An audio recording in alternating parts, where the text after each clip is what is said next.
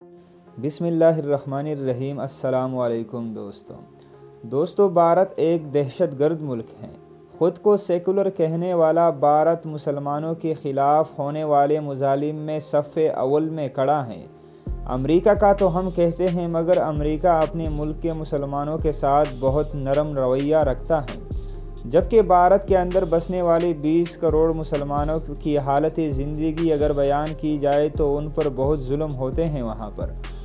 حالیہ پاس ہونے والے بل میں جو بھارت میں پاس ہوا ہے، اس بل میں مسلمانوں کو شہریت سے محروم کیا جا رہا ہے۔ دوسری جانب مسلمانوں کی ایک تاریخی مسجد بابری مسجد کی جگہ پر رام مندر بنانے کا آرڈر بھی سپریم کورٹ آف انڈیا نے دیا ہے۔ دوستو، مسلمانوں سے اس پرانی دشمنی کا، مغل ٹائم کی دشمنی کا بدلہ لیتے ہوئے بھارت تمام حدیں پار کر چکا ہے۔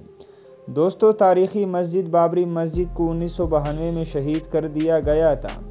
دوستو، اب بابری مسجد کی جگہ اس کی باقیات کو ختم کر کے اس کی جگہ رام مندر بنانے کی تیاریاں شروع ہیں۔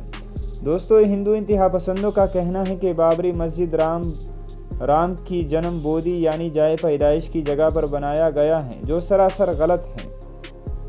دوستو، مسلمانوں کے خلاف ہونے والے مظالم پر پوری دنیا خاموش ہے۔ بھارت مسلمانوں کے خلاف انتہائی گھٹیا رویہ رکھتا ہے، ان کے خلاف انتہائی گھٹیا حرکتیں کرتا ہے۔ دوستو، سعودی عرب نے بھی بابری مسجد میں ہونے والے واقعات پر سخت ایکشن کا اظہار کیا ہے۔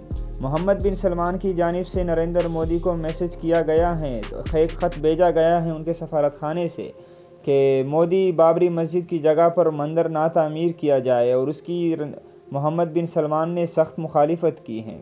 دوستو، محمد بن سلمان کا کہنا ہے کہ بابری مسجد مسلمانوں کی ایک تاریخی مسجد ہے اور اس کی جگہ رام مندر بنانا کی کسی صورت بھی ہم اجازت نہیں دیں گے، اور بھارت کے ساتھ ہمارے جتنے بھی معاہدے ہیں ہم وہ معاہدے ختم کر دیں گے۔